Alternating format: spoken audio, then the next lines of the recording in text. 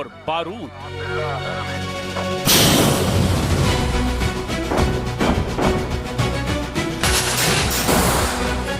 Target set किया जाता है, तोप में गोला डाला जाता है, ट्राइपॉड पर एंटी टैंक मिसाइल तान दी जाती है और फिर आता है ऑर्डर।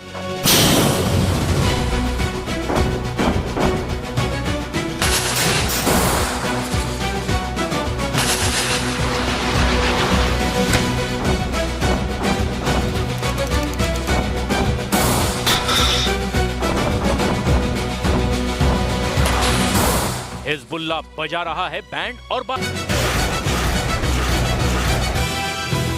हिजबुल्लाह ने अपने हमलों का ऐसा वीडियो जारी किया है जिसका मैसेज बेंयामिन नेतन्याहू के लिए है।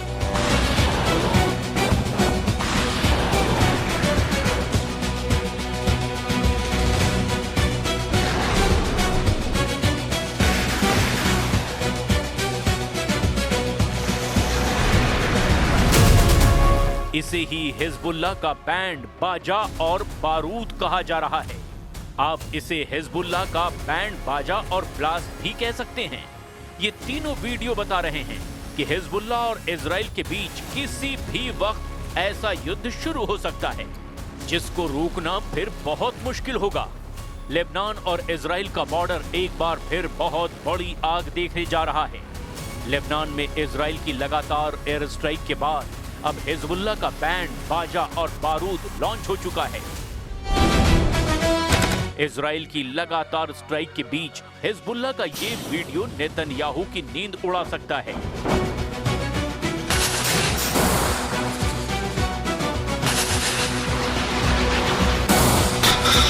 क्योंकि बैंड बाजा और बारूद, हिजबुल्लाह ने ये ऐसा फॉर्मूला तैयार किया है जो एंटी एयरक्राफ्ट मिसाइल से न सिर्फ इजराइल की एयरफोर्स को चैलेंज कर रहा है,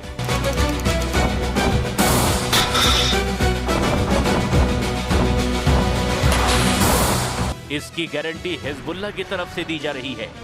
अपने बैंड बाजा बारूद में हिजबुल्लाह बता रहा है कि वो रॉकेट से हमला करेगा। वो इजराइल के खिलाफ ड्रोन भी लॉन्च करेगा, ऐसे ड्रोन जो हसन नसरल्लाह के दौर में ही तैयार किए गए थे। बल्कि अब हिजबुल्लाह ऐसे मिसाइलों के साथ भी तैयार है जिसकी टेक्नोलॉजी उसे ईरान की तरफ से मिली है। पर इस बैंड बाजे वाले बारूदी वीडियो ने इजराइल के तनाव का लेवल माउंट एवरेस्ट पर पहुंचा दिया है। अब सवाल है, नेतन्याहू हिजबुल्लाह की नई धमकी से कैसे निपटेंगे? क्या वो लेबनान पर एयर स्ट्राइक जारी रखेंगे या अब ग्राउंड ऑपरेशन के लिए इजरायली फौज को ऑर्डर दिया जाएगा कि जाओ बेरूत की तरफ कूच करो और खत्म कर दो हिजबुल्लाह को, तोड़ डालो नईम कासिम की कमर, ताकि फिर कोई मिलिशिया इजराइल की तरफ आंख उठाकर न देख पाए। ये दक्षिण लेबनान का जबा इलाका है। इजराइल ने यहां पर एयर स्ट्राइक की है। उसका दावा है कि हिजबुल्लाह के ठिकानों को तबाह किया गया है। पहले वार्निंग दी गई और फिर यहां इमारतों पर हवाई बमबारी शुरू हो गई। साफ नजर आ रहा है कि नेतन्याहू ने लेबनान में गाजा मॉडल लागू कर दिया है। जिस तरह से इजराइल ने गाजा को मिट्टी में मिलाया है, अब वही मॉडल लेबनान में तेजी से लागू किया जा रहा है।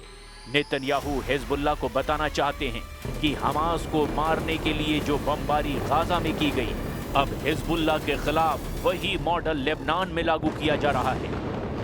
इजराइल के लगातार हमलों के बीच लेबनान की सरकार का बैकफुट पर रहना, ये बात हिजबुल्लाह को बर्दाश्त नहीं हो रही। हिजबुल्लाह के महासचिव नईम कासिम ने कह दिया है कि अब वक्त आर पार का आने वाला है, इजराइल पर यकीन नहीं किया जा सकता। أما موضوع المشاركة برئيس مدني في لجنة وقف إطلاق النار، هذا الإجراء مخالف بوضوح لكل التصريحات والمواقف الرسمية التي صدرت والتي كانت تقول إن إشراك أي مدني في الميكانيزم। हिजबुल्लाह और इजराइल के बीच नए युद्ध का माहौल बहुत दिनों से उबाल खा रहा है। हिजबुल्लाह कमांडर अली तबतबाई के मारे जाने के बाद ये तेजाब बन चुका है। हिजबुल्लाह पर हथियार डालने का दबाव है और नेतन्याहू की लाख जिद के बावजूद नईम कासिम ने इजराइल को ठेंगा दिखाया है। लेबनान सरकार का दबाव भी पूरी तरह से फेल हो गया है। लेबनान की सेना हिजबुल्लाह की मिलिशिया से भी कमजोर मानी जाती है। हिजबुल्लाह ने पिछले 4 दशकों में अपने ही दम पर इजराइल से सीधे टक्कर ली है और यही वजह है कि नईम कासिम का आग बबूला वाला अवतार देखने को मिल रहा है, क्योंकि इजराइल का लेबनान सरकार के साथ डील का दावा ऐसा है जिसकी वजह से हिजबुल्लाह बैकफुट पर है। This is a historic development.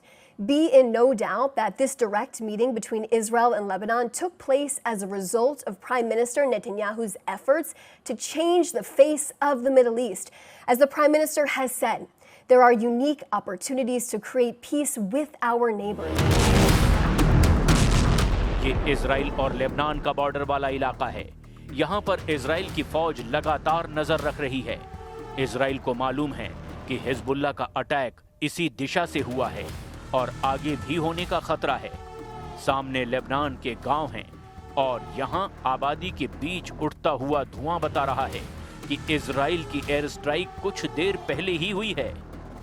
قدمتم تنازل مجاني وهذا التنازل لن يغير من موقف العدو ولا من عدوانه ولا من احتلاله।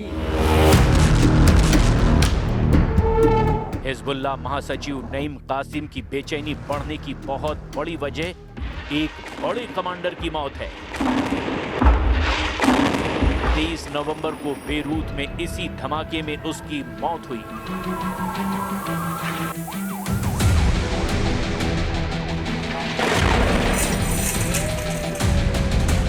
जब दक्षिण बेरूत पर हमला हुआ, इजराइल का बम गिरा और हिजबुल्लाह का बड़ा कमांडर अली तबतबाई मारा गया।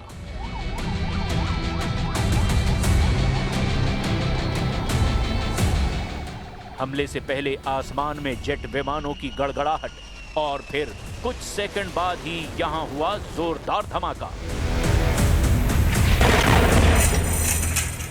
इसके बाद आई हिजबुल्लाह के बदले वाली वार्निंग। हिजबुल्लाह चीफ ने इजराइल को ललकारा और बता दिया कि बदला लिया जाएगा। सवाल है कि हिजबुल्लाह इन धमाकों का बदला किससे लेगा?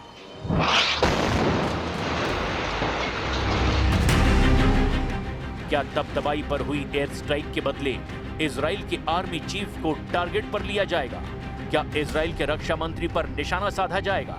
या फिर अब हिजबुल्लाह ने इजराइल के प्रधानमंत्री बेन्यामिन नेतन्याहू से ही बदला लेने का फैसला कर लिया है?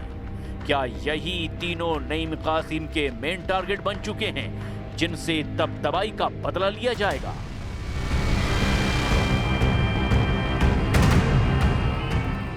हिजबुल्लाह के स्पेशल फोर्स रज़वान को अब ऑपरेशन के ऑर्डर दे दिए गए हैं। इजराइल और लेबनान का बॉर्डर सुपर एक्टिव मोड में है। सवाल है, क्या नईम कासिम रज़वान को बड़ा ऑर्डर देने जा रहे हैं? हिजबुल्लाह और इजराइल के बीच दुश्मनी इस वक्त माउंट एवरेस्ट वाली ऊंचाई पर पहुंच चुकी है और उसकी वजह है कमांडर तबतबाई। इजराइल ने हिजबुल्लाह के जिस बड़े कमांडर हैसम अली तबतबाई को मारा है, उसी ने हिजबुल्लाह की रज़वान कमांडो फोर्स तैयार की थी। रज़वान कमांडो फोर्स हिजबुल्लाह की सबसे खतरनाक फोर्स मानी जाती है। तबतबाई के मर्डर के बाद से हिजबुल्लाह में हड़कंप मचा हुआ है और नईम कासिम ने कह दिया है, बदला कब और कहां लिया जाएगा इसका फैसला हिजबुल्लाह करेगा। في مواجهة استشهاد الشهيد السيد أبو علي رضوان الله تعالى عليه وإخوانه، هذا اعتداء سافر وجريمة। लेबनान की राजधानी बेरूत का ड्रोन वीडियो देखिए। ये वो जगह है जो अब भी नेतन्याहू के लिए सबसे बड़ा चैलेंज बनी हुई है। लेबनान की सेना और यहाँ की सरकार पर हिजबुल्लाह की फोर्स हावी है। यहाँ की सेना से ज्यादा मजबूत हिजबुल्लाह को माना जाता है और हिजबुल्लाह का भी कहना है कि लेबनान को इजराइल के पंजे से अगर कोई बचा सकता है तो वो हिजबुल्लाह ही है। इसी बेरूत शहर के दक्षिणी हिस्से पर 23 नवंबर को तबतबाई की यही लोकेशन इजराइल का टारगेट बनी थी। इस 10 मंजिला इमारत का हाल देखिए, चारों तरफ अफरा तफरी। यहीं पर हिजबुल्लाह कमांडर तबतबाई पर इजराइल ने बहुत बड़ा हमला किया था। हमले से पहले आसमान में जेट विमानों की गड़गड़ाहट और फिर कुछ ही सेकंड बाद यहां हुआ जोरदार धमाका।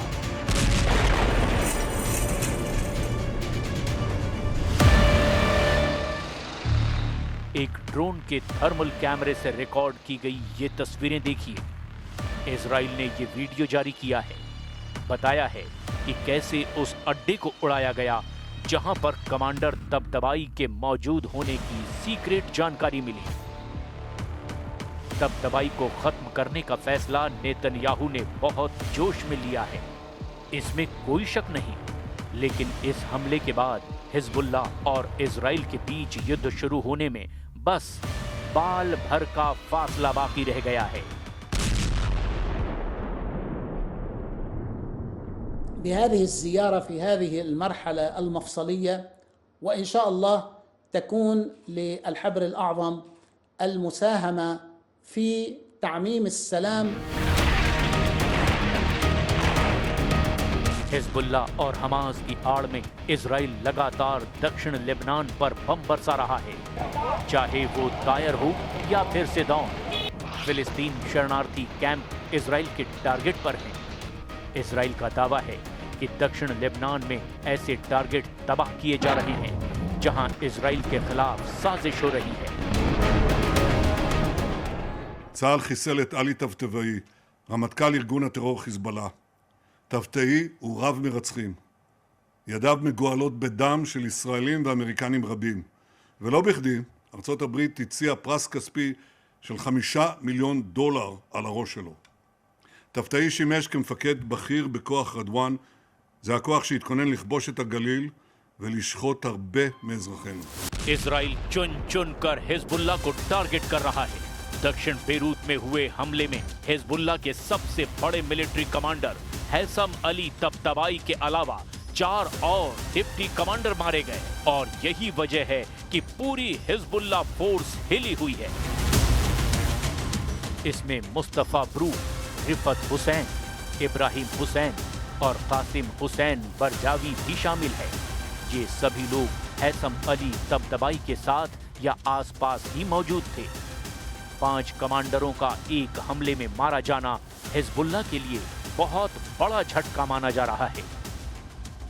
सीरिया में जुलानी की हुकूमत आने के बाद से हिजबुल्लाह कमजोर हुआ है, इसमें कोई शक नहीं। लेकिन इस एंटी इजराइल फोर्स को फिर से ताकतवर बनाने के लिए नईम कासिम ने लगातार कोशिश जारी रखी है। इसी कड़ी में हैसम अली तबतबाई नईम कासिम का सबसे कारगर कमांडर बन चुका था। वो हिजबुल्लाह को फिर से खड़ा कर रहा था, रज़वान जैसी कमांडो फोर्स को फिर से ताकतवर बना रहा था। और ये बात इजराइल के लिए बहुत बड़े खतरे की घंटी की तरह लगातार बज रही थी। And a short while ago, the IDF attacked the Hezbollah chief of staff in the heart of Beirut, who led the strengthening and arming of the terrorist organization. Prime Minister Netanyahu ordered the attack upon the recommendation of the defense minister and the IDF chief of staff. Hezbollah के कमांडरों का शिकार Netanyahu ने कैसे कैसे किया है, इसके धमाकों की एक फहरिस्त आपके सामने है। दक्षिण लेबनान की पहाड़ियों से लेकर बेरूत की इमारतों के बीच इजराइल के बम लगातार फटते रहे हैं। इजराइल ने नसरल्लाह से लेकर हिजबुल्लाह के हर कमांडर को मारकर ये बताया है कि लेबनान में उसकी इज्जत के बाहर कोई नहीं है। वो जब चाहे जिसे चाहे वहीं खत्म कर सकता है। हिजबुल्लाह के कमांडरों का जनाजा देखिए, और साथ में इजराइल के धमाके देखिए। ये दोनों तस्वीरें बता रही है कि नेतन्याहू को ना गाजा में रोकना मुमकिन था, ना ही लेबनान में रोकना मुमकिन होगा। नेतन्याहू नक्शे पर जहां अंगुली रखेंगे, इजराइल की वायुसेना वहां बम गिराएगी। और फिलहाल इसका सबसे बड़ा टारगेट लेबनान बन गया है। हिजबुल्लाह महासचिव नईम कासिम ने अपने जिगरी कमांडर तबतबाई को खोया। पूरे पश्चिम एशिया में किसी भी वक्त ऐसे युद्ध की शुरुआत हो सकती है जिसे रोकना आसान नहीं होगा। नईम कासिम ने बदला लेने की बात जरूर कही है और इसीलिए इजराइल को डर है कि हिजबुल्लाह का अगला कदम आखिर क्या होगा। हिजबुल्लाह को रोकने के लिए लेबनान बॉर्डर पर इजरायली टैंक एक्टिव कर दिए गए हैं ताकि रॉकेट अटैक के खिलाफ अगर कोई बड़ी कार्रवाई करनी पड़ी तो इजराइल की टैंक ब्रिगेड फौरन एक्शन ले। हिजबुल्लाह के रॉकेट को लेकर बड़ा खतरा उत्तरी इजराइल में ज्यादा है क्योंकि यहां पर हिजबुल्लाह की छोटी दूरी के रॉकेट पहले भी कहर मचा चुके हैं। लेकिन हिजबुल्लाह के पास ऐसे रॉकेट और मिसाइलें भी हैं जो सीधे तेल अवीव को टारगेट कर सकती हैं।